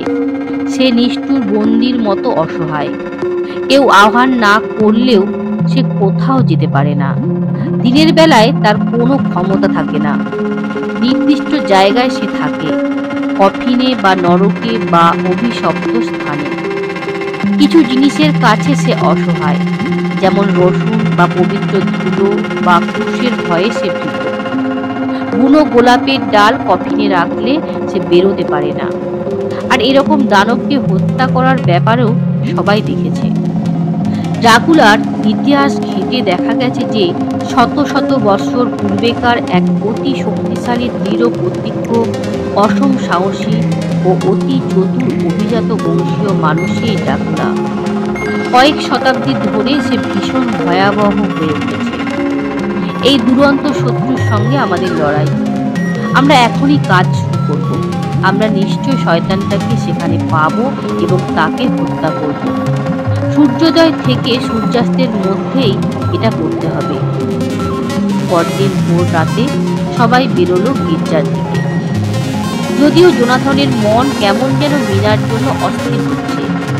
তারা বাড়িটাতে ঢুকল। শেষ রাতে চাঁদের আলোয় ছায়াগুলো ঘন দেখাচ্ছে। ঘরের একেবারে সামনে গিয়ে অধ্যাপক ব্যাগ খুলে প্রত্যেককে ক্রুশ আর রসুনের মালা দিলেন, পবিত্র ধুলোও দিলেন। দরজা খুলে সবাই ঢুকল। জোনাথন উপলব্ধি করছে অশরীরী উপস্থিতি, যা সে ট্রান্সিলভানিয়াতে পেয়েছে। সকলের একই অনুভূতি, মেঝেতে ধুলোর স্তর। সে ঘর ছাড়িয়ে আর একটা দরজার সামনে তারা দাঁড়ালো। দরজা খুলতেই নাকে লাগলো অদর্য ভ্যাপসা নারকীয় গন্ধ, যা কাউন্টের মতো শয়তানের গায়ে থাকে। ঘরে 50টা বাক্সের মধ্যে মাত্র 19টা আছে। হঠাৎ জোনাথন শিউরে উঠল। আর থারো। অন্ধকারে যেন কাউন্টের শয়তানি মুখ, ধারালো নাক, আগুন চোখ, লাল ঠোঁট দেখা গেল হঠাৎ। কিন্তু কেউ নেই ঘরে, কোথাও নেই। হঠাৎ এক কোণে ফসফরাসের মতো অগণিত তারা ঝলমল করে উঠল। অজস্র ইঁদুর কিচমিচ করতে লাগলো, কিন্তু সবাই মিলিয়ে গেল, সবাই ফিরে গেল। জোনাথন বাড়ি এসে দেখলো মিনা তখনও ঘুমোচ্ছে। কিরকম শীর্ণ ফ্যাকাশে হয়ে গেছে ও। যা দুশ্চিন্তা চলছে। বেশ বেলায় মিনার ঘুম ভাঙল। ওর চোখে রাত্রির দুঃস্বপ্নের আভাস। মিনা ঘুমোচ্ছিল। সে একটা দুঃস্বপ্ন দেখেছে। কুকুরের চিৎকার, অদ্ভুত সব শব্দ শোনা গেল। নির্জন নিস্তব্ধ জ্যোৎস্নাকৃত রাত। একটা সাদা হালকা কুয়াশা তাদের বাড়ির দিকে আসছে। কুয়াশা ঘন হতে হতে মেঘের রূপ নিল। দরজার ফাঁক দিয়ে ঢুকলো। তার মাথায় আগুন জ্বলছে চোখের মতো। হঠাৎ মনে হলো একটা সাদা মুখ তার উপর ঝুঁকে পড়েছে। এরকম স্বপ্ন সে আর দেখবে না। আচ্ছন্নের মতো মিনা ঘুমিয়ে পড়ল। পরদিন বেলায় তার ঘুম ভাঙে। মিনা ভীষণ ক্লান্ত, অবসন্ন। ভাগ্যিস জোনাথন সকালেই কোথায় গেছে, না হলে কত কৈফিয়ত দিতে হতো। জোনাথন বেরিয়েছিল একটা উদ্দেশ্য নিয়ে। বাকি 21টা বাক্স কোথায় আছে তাকে জানতেই হবে। কাউন্টকে শেষ করতেই হবে। সারাদিন ঘুরে ঘুরে বিভিন্ন জায়গায় খোঁজ খবর নিয়ে সে শ্রান্ত ক্লান্ত হয়ে ফিরে এলো।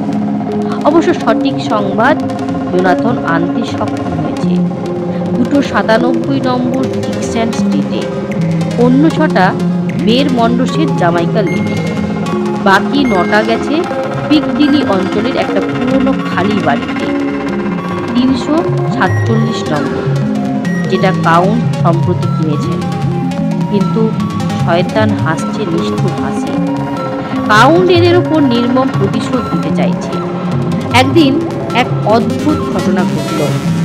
কাউন্ট তার মানব অনুচর এক ব্যক্তিকে নিষ্ঠুর অত্যাচার করে হত্যা করতে উদ্যত। তার কাছ থেকে জানা গেল কাউন্ট মিনার সর্বনাশ করতে চায়। সবাই চমকে উঠল। তখন বেশ রাত। ডক্টর ভান শেওয়ার্ড ও আর্থার ঢুকল জোনাথনদের ঘরের দিকে। অজানা আশঙ্কায় সকলের মন কাতর ব্যস্ত। জোনাথনদের দরজা বন্ধ। সে আর মিনা ভেতরে আছে, কিন্তু কিরকম যেন ভয়ানক আতঙ্কের পরিবেশ। দরজা ভেঙে তারা ভিতরে ঢুকলো। কি ভয়ঙ্কর দৃশ্য! ভয়ে আতঙ্কে তাদের চুল খাড়া হয়ে গেল, হৃদকম্পন যেন থেমে গেল। জানালার ধারে বিছানায় জোনাথন পড়ে আহত, অজ্ঞান, অচেতন হয়ে। বাইরের দিকে মুখ করে সাদা কাপড় পরা মিনা নত হয়ে বসে। তার পাশে কালো পোশাক পরা রোগা লম্বা একটা লোক দাঁড়িয়ে, সেই কাউন্ট। কাউন্ট বাঁ হাতে মিনার হাত দুটো সজোরে ধরে, ডান হাতে ঘাড় ধরে গলাটাকে নামিয়ে এনেছে বুকের ওপর। মিনার শুভ্র বস্ত্র রক্তে মাখামাখি। কাউন্টের বুকের কাছে জামা কাপড় ছিন্ন ভিন্ন, সেখানে রক্ত বইছে। মনে হয় মিনা বাধা দেবার আপ্রাণ চেষ্টা করছে। এদের দেখে কাউন্ট ফিরে তাকালো পৈশাচিক আগুন নিয়ে। নরকের আগুনের আক্রোশে বেঁকে গেল। রক্তমাখা মুখ থেকে সাদা সদন্ত দুটো বেরিয়ে এলো হিংস্র পশুর মতো। মিনাকে ছুঁড়ে ফেলে বিদ্যুৎ গতিতে কাউন্ট এদের ওপর ঝাঁপিয়ে পড়ল। সদা সতর্ক অধ্যাপক সঙ্গে সঙ্গে পবিত্র ধুনোর মোড়ক তুলে ধরলেন তার দিকে। কাউন্ট থমকে দাঁড়ালো। এরা সকলেই পবিত্র ক্রুশ ধরে এগিয়ে এগিয়ে আসছে। ভীত সন্তুষ্ট কাউন্ট পিছিয়ে যাচ্ছে। হঠাৎ চাঁদ নেমে গেল, অন্ধকার ঘনিয়ে এলো। একটা ঘন কালো মেঘ আকাশে মিলিয়ে গেল। ঘরে শুধু সূক্ষ্ম বাষ্পপুঞ্জ।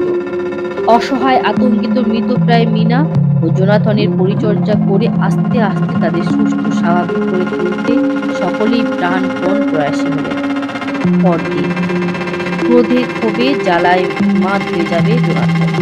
শেষ পর্যন্ত মিনার ওপর এই নিষ্ঠুর আক্রোশ দেখালো কাউন্ট। প্রতিশোধ নিতেই হবে জোনাথনকে, প্রতিশোধ। সকলেই বিমূঢ়, বেদনার্ত, কিন্তু কঠিন।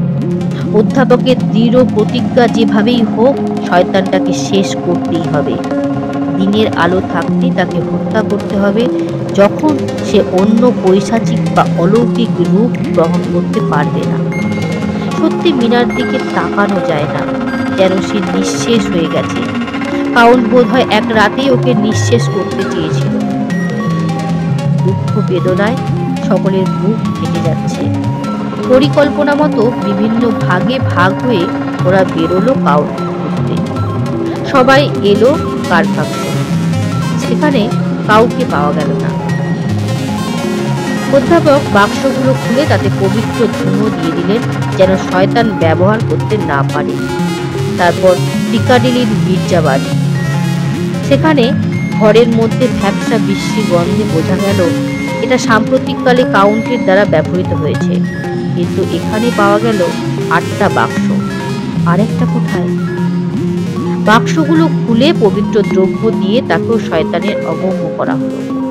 তারপর আর্থার মরিস গেল পূর্ব দক্ষিণ প্রান্তের দুটো বাড়িতে, যেখানে অধ্যাপক, সেওয়ার্ড ও জোনাথন অপেক্ষা করছিল মরিস ও আর্থারের খাবারের জন্য। আর্থার মরিস ফিরল। তারা কাউন্টকে পায়নি, কিন্তু সেখানে মোটা 12টা বাক্স তারা নষ্ট করে দিয়েছে। সবাই প্রতীক্ষারত, উৎকণ্ঠায় অধীর হয়ে উঠেছে। হঠাৎ দরজা খুলে সন্তর্পণে অমানবিক কুটিল গতিতে ঘরে ঢুকলো কাউন্ট। তারও কিসের যেন ভয়। এদের দেখে দানবীয় হিংস্রতা তার মুখ বিভৎস হয়ে উঠল। ভীষণ ধারালো দাঁতগুলো ঝকঝক করে উড়ল ক্রূরতায়। মুখে জান্তব ঘৃণার ছাপ প্রকট হয়ে উঠল। বিদ্যুৎ গতিতে জোনাথন তার হাতের তীক্ষ্ণ উপরি ছুরিটা সজোরে ছুঁড়ল। চোখের নিমিষে সরে গেল কাউন্ট। আর একটা ধারালো দাঁত। তার বুকের জামা ছিঁড়ে গেল। এক গাদা নোট ও সোনা বেরিয়ে পড়ল। দানব কাউন্ট এবার জোনাথনকে শেষ করে বুঝি। কিন্তু সকলেই হাতে পবিত্র ধুনো ও ক্রুশ নিয়ে কাউন্টের সামনে দাঁড়ালো। কাউন্ট পিছিয়ে গেল, কিন্তু ঘৃণার বিদ্বেষে, পৈশাচিক নারকীয় ক্রোধে তার শরীর জ্বলছে। কিন্তু ঈশ্বরের পবিত্রতার কাছে, মানুষের প্রতিরোধের কাছে শয়তান কত অসহায়। কাউন্ট জানলা দিয়ে বাইরে লাফালো। মিলিয়ে যাওয়ার আগে তার কণ্ঠস্বর শোনা গেল, তোরা ভেবেছিস আমার ক্ষতি করবি? ওরে ভেড়ার দল, আমি সবেমাত্র শুরু করেছি আমার প্রতিশোধ। হাজার হাজার বছর ধরে আমি তা করব। তোদের প্রেয়সী নারীদের আমি পেয়েছি, তাদের দিয়েই তোদের ধরে নেব। আমার আমার আজ্ঞাধীন প্রাণী হয়ে থাকবে তোরা। আবার নতুন করে সবাইকে ভাবতে হচ্ছে। একটা মাটির বাক্স পাওয়া যাচ্ছে না, তার খবর কাউন্ট জানে। কাউন্ট বছর বছর তাতে থাকতে পারবে, কেউ জানবে না। কিন্তু এর মধ্যে কি ভয়ঙ্কর সর্বনাশ না ঘটতে পারে? মীনাকে অত্যন্ত সাবধানে রাখা হয়েছে। তার শরীর ও ঘরকে ঈশ্বরীয় পবিত্রতায় নিরাপদ করা হয়েছে। তাছাড়া ঘরের বাইরে সারা রাত কেউ না কেউ পাহারায় থাকে। মীনা উঠে জোনাথনকে ধাক্কা দিয়ে তুলল। এক্ষুনি অধ্যাপককে ডেকে আনো। রাতে আমাদের ঘরের কাছেও যেন এসেছিল, কিন্তু ঢুকতে পারেনি। আমাকেও সম্মোহিত করেছে। অধ্যাপককে খবর দাও। সকালের আগেই সম্মোহিত করলে আমি অনেক কিছু বলতে পারব। অধ্যাপক তাকে সম্মোহিত করলেন। জানতে চাইলেন সে কোথায় কি করছে। দূর থেকে স্বপ্নের মধ্য দিয়ে যেন মীনার স্বর ঢুকে এলো। অন্ধকারে শুনতে পাচ্ছি জলের ছলছল শব্দ, বাইরে ঢেউয়ের ওঠানামা।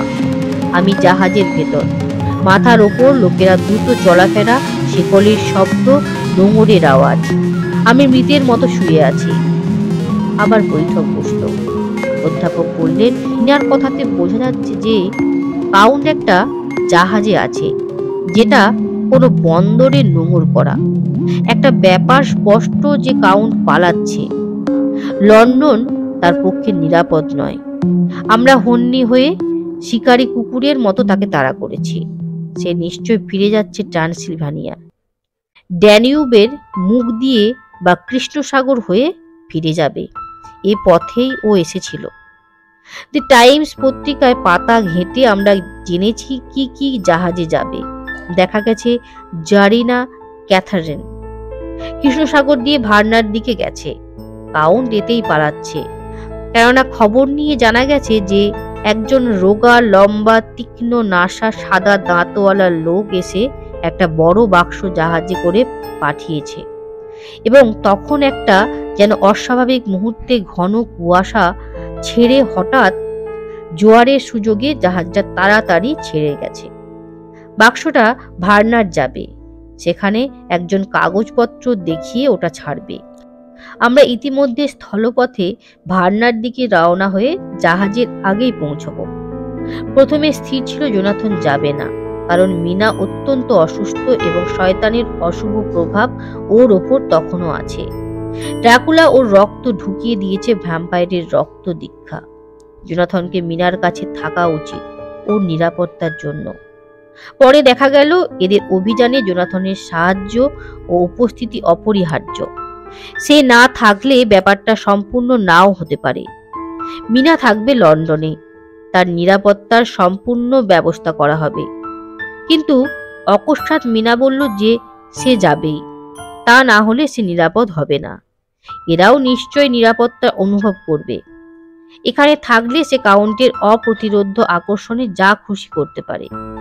তাছাড়া সে সঙ্গে থাকলে এদের সাহায্য করতে পারবে এবং দরকার হলে তাকে সম্মোহিত করে অনেক কিছু জানা যাবে। শুরু হলো ওদের ঐতিহাসিক যাত্রা। সকলে চারিং ক্রস অতিক্রম করে রাতে প্যারিসে পৌঁছলো। তারপর ওরিয়েন্ট এক্সপ্রেসে সারা দিন রাত চেপে ভার্না। জাহাজ তখনও পৌঁছায়নি। মীনাকে সম্মোহিত করেও জানা গেল জাহাজ সমুদ্রে আছে। সকালেই দানেলাস ছাড়িয়েছে। তাহলে 24 ঘন্টার মধ্যেই জাহাজ ভার্নায় পৌঁছাবে। মীনা মোটামুটি ভালোই আছে। অধ্যাপক ভান ও জন শেওয়ার্ডের তীক্ষ্ণ দৃষ্টি তার উপর। ড্রাকুলার পৈশাচিক প্রভাবে যে কোনো মুহূর্তে যে কোনো অঘটন ঘটতে পারে। তবু মনে হয় মীনা আগের জীবনে ফিরে আসছে। জোনাথন শান্ত অথচ ভীষণ। বরফ শীতল হাতে শান দিচ্ছে তার কুকরিতে, যার একটি মাত্র আঘাত কাউন্টকে শেষ করে দিতে পারে। কিন্তু জাহাজের কোনো খবর নেই। এতদিন হয়ে গেল। ড্রাকুলা কি অন্য কোথাও পালাচ্ছে? সকলেই হতাশ, চিন্তামৃত। হঠাৎ টেলিগ্রামে খবর জানা গেল যে ভার্নায় নয়, জারিনা ক্যাথরিন দুপুর 1টায় গালাজ বন্দরে আসবে। এরা সকলেই ব্যর্থ হতাশায় ভেঙে পড়ল। এত প্রয়াস, এত পরিশ্রম সব মিথ্যে হয়ে গেল। তবু এরা হারবে না, ভাগ্যের কাছে পরাজয় মানবে না। পিশাচকে পরাজিত করে বাঁচাবে ভবিষ্যৎ মানুষকে। অধ্যাপক স্থির করলেন তারা ট্রেনে করে গালাজ যাবেন। তিনি বুঝতে পেরেছেন মিনার ওপর অলৌকিক প্রভাব বিস্তার করে ড্রাকুলা জানতে পেরেছে ওদের সকলের খবর, এবং সে কারণেই জাহাজকে নিয়ে ফেলেছে গালাজে। সেখান থেকে সে তার প্রাসাদে প্রবেশ করবে। সকলকে আপ্রাণ চেষ্টা করতে হবে প্রাসাদে ঢোকার আগেই ড্রাকুলাকে হত্যা করার, নতুবা কারো পরিত্রাণ নেই। ট্রেন গালাজে পৌঁছালো। ভাগ্য এখানেও প্রতিকূল। জাহাজে গিয়ে বাক্সটার কোনো খোঁজ পাওয়া গেল না। জাহাজের ক্যাপ্টেন বলল যে জাহাজটা আসার অনেক অস্বাভাবিক ঘটনা ঘটেছে। গালাজে পৌঁছাবার পর ইম্যানুয়েল হিলডারসিম নামে এক ব্যক্তি কাগজপত্র দেখিয়ে বাক্সটাকে নিয়ে যায়। ইম্যানুয়েলের কাছ থেকে জানা গেল যে পে.এফ. স্কিনাস্কি নামক জনৈক ব্যক্তির আদেশানুসারে বাক্সটা নিয়ে গেছে। স্কিনাস্কির খোঁজ নিতে গিয়ে এরা জানল যে সেন্ট পিটার গির্জা প্রাঙ্গণে কোনো বন্য জন্তু তার কণ্ঠ ছিন্ন ভিন্ন করেছে, কারণ তার অবস্থানের সংবাদ সূত্রকে বিচ্ছিন্ন করতে চায়। পরিকল্পনা হলো সবাইকে নিয়ে। মিনাই মোটামুটি পরিবেশে পরিস্থিতি বুঝিয়ে দিয়ে ভবিষ্যৎ কার্যক্রম নির্ণয় করে দিল। প্রাসাদে প্রবেশের আগেই কাউন্টকে ধরতে হবে। এখান থেকে জলপথ, স্থলপথ, রেলপথ তিনটি ব্যবহার করতে হবে। আর্থার ও জোনাথন যাবে দ্রুতগামী স্টিম লঞ্চে। শেওয়ার্ড ও মরিস যাবে দুঘোড়া টানা গাড়িতে। অধ্যাপক ভান ও মিনা প্রথমে রাতের ট্রেনে ভেরেস্তিতে যাবে এবং সেখান থেকে নিজেরাই গাড়ি নিয়ে যাবে বর্গ গিরিপথে। জোনাথন ও আর্থার স্টিম লঞ্চ নিয়ে দ্রুত ছুটে চলেছে। আর্থার প্রাণ চাঞ্চল্যে পরিপূর্ণ, কিন্তু জোনাথনের শান্তি নেই এক বিন্দু। মিনার চিন্তা তাকে কুড়ে কুড়ে খাচ্ছে। ও কেমন আছে কে জানে। কি ভয়ঙ্কর অভিযানে তারা বেরিয়েছে। অন্ধকার, কনকনে ঠান্ডা রাত্রিতে অপ্রাকৃতিক অদ্ভুত কণ্ঠস্বর। এক ভয়ঙ্কর অলৌকিকের দিকে তারা এগিয়ে চলেছে। কান্দুতে এসে তারা গেল বৃষ্টিজের দিকে। এরাও এগোলো। পথে শুনল একটা অ্যাক্সিডেন্টের আর্থারের লঞ্চ আটকে ছিল। পরে ঠিক হয়, কিন্তু কেমন যেন থেমে থেমে চলে। মিনারা এসে পৌঁছয় ভেরসিতে। সামনে আরো 70 মাইলের মতো পথ। অধ্যাপক ভান ঘোড়ার গাড়ি কিনে আনলেন। মিনা ভাবছে জোনাথনের কথা। ঈশ্বর সকলকে রক্ষা করুন। প্রবীণ অধ্যাপক ও তরুণী মিনা কঠিন কঠোর পরিশ্রম করে চলেছে। পার্বত্য পথে ঘোড়ায় টানা গাড়ি চালিয়ে তারা চলেছে নির্দিষ্ট লক্ষ্যের দিকে। পথের মধ্যে মিনাকে সম্মোহিত করা হলে সে কয়েকবার বলল, অন্ধকার, কঠোর শব্দ, জলের ছলাৎ ছলাৎ। তার মানে ড্রাকুলা তখনও নদীতে। অধ্যাপক ভান ও মিনা সকালে বর্গে পৌঁছলো, তারপর বৃষ্টিজের পথে। এক রাতে মিনাকে অস্বাভাবিক মনে হলো। কোনো অশুভ আত্মা যেন তাকে প্রভাবিত করছে। অধ্যাপক ভান ও মিনা প্রাসাদ পথে অরণ্যে এক গুহাতে রাত্রির আশ্রয় নিয়েছেন। অধ্যাপক ভান চারিদিকে বড় গণ্ডি টেনে দিলেন ও মন্ত্রপুত করে দিলেন। মিনা যতই প্রভাবিত ও প্রলুব্ধ হোক, সে নিরাপদ। গভীর রাতে অকস্মাৎ ঘোড়াগুলো আর্তনাদ করতে লাগলো। নেগড়ের গর্জন শোনা গেল। তুষার ঝড় বইতে লাগলো। বরফ গলা ও কুয়াশা এদের আচ্ছন্ন করে দিল। অকস্মাৎ তার মধ্যে 3টে নারী মূর্তি আবির্ভূত হলো, ঠিক জোনাথন যেমন দেখেছে। তারা লোভী লোলুপ কণ্ঠে মিনাকে ডাকছে, এসো বোন, এসো, এসো। মিনা ভয়ে আতঙ্কে ঘৃণায় মুখ ফিরিয়ে নিল। ভয়ঙ্কর আতঙ্কের মধ্যে থেকেও অধ্যাপক উল্লসিত হলেন, কেননা মিনার চেতনায় সে অপার্থিব শয়তানের কোনো ছাপ নেই।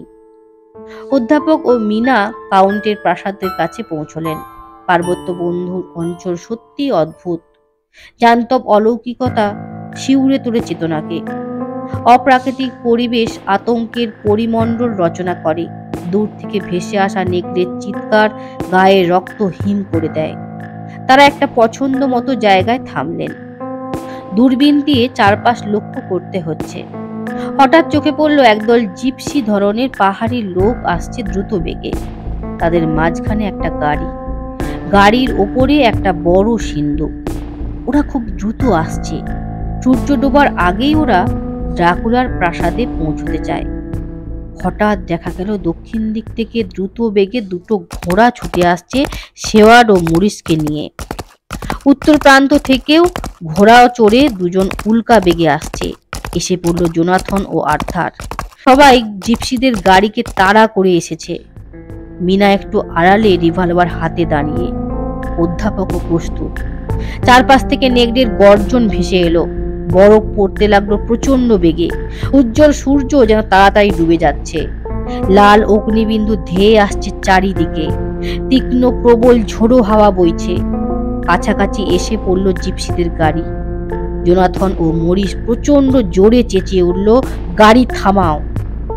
মুহূর্তের জন্য গাড়ির গতি স্থিমিত হলো। দুদিক থেকে জোনাথন ও আর্থার, মরিস ও শেওয়ার্ড বিদ্যুৎ গতিতে ছুটে এলো গাড়ির দুপাশে। জিপসিদের নেতা জোরে গাড়ি চালাতে বলল। এরা চারজনই হাতে রাইফেল তুলে নিল। সামনে থেকে মিনা ও অধ্যাপক তাক করলো তাদের বন্দুক। চারদিক অবরোধ দেখে গাড়ি থমকে দাঁড়ালো। জিপসিরাও হাতে তুলে নিল তীক্ষ্ণ অস্ত্র। সূর্য প্রায় অস্ত যাচ্ছে। সামনে বিশাল প্রাসাদ, অজস্র নেকড়ের ভয়াল চিৎকার শিউরে দিচ্ছে পরিবেশ। লড়াই আসন্ন। না জানি কি ভয়ঙ্কর সর্বনাশ ঘটবে। মিনার বুক কাঁপছে জোনাথনের জন্য, কিন্তু লড়াইয়ের উন্মাদনা তাকেও উদ্দীপ্ত করছে। জোনাথন চোখের নিমিষে গাড়ির উপর লাফিয়ে উঠে অবিশ্বাস্য শক্তিতে বাক্সটা তুলে মাটিতে আছাড় মারল। জিপসিদের ছুরি ঝলসে উঠল। তার আগেই পলকের মধ্যে জোনাথন লাফিয়ে পড়েছে। বিরাট কুকরি ছুরি দিয়ে সে বাক্সের ডালায় সজোরে চাপ দিল। ছুরিতে আহত মরিসও হাত লাগালো। প্রচন্ড চাপে বাক্সের সামনের ডালা ভেঙে গেল। কাউন্ট মৃত বিবর্ণ রূপে শায়িত, কিন্তু ভয়াবহ প্রতিশোধ বাসনায় চোখ দুটো আগুনের মতন জ্বলছে। ডুবন্ত সূর্য দেখে সেই ভয়াল চোখ বিজয়ের পৈশাচিক আভাস দেখা দিল। কিন্তু চোখের পলক ফেলার আগেই জোনাথনের বিশাল ধারালো ছুরিটা অভ্যর্থ ভয়ঙ্কর বেগে ছুটে এসে কাউন্টের গলায় বিঁধল। সঙ্গে সঙ্গে মরিসের বাঁকানো তীক্ষ্ণ অস্ত্র কাউন্টের বুকে ঢুকে গেল। মুহূর্তেই কাউন্টের শরীর ধুলো হয়ে মিলিয়ে গেল। আশ্চর্য সেই মুখের শান্তির ছা মাখা। সামনে ড্রাকুলার বিশাল প্রাসাদ, পশ্চাৎপটে আরো উজ্জ্বল আকাশ। অস্তগামী সূর্যের শেষ আলোক রশ্মিতে উদ্ভাসিত তার বন্ধুর ধারালো উদ্দাম সৌন্দর্য।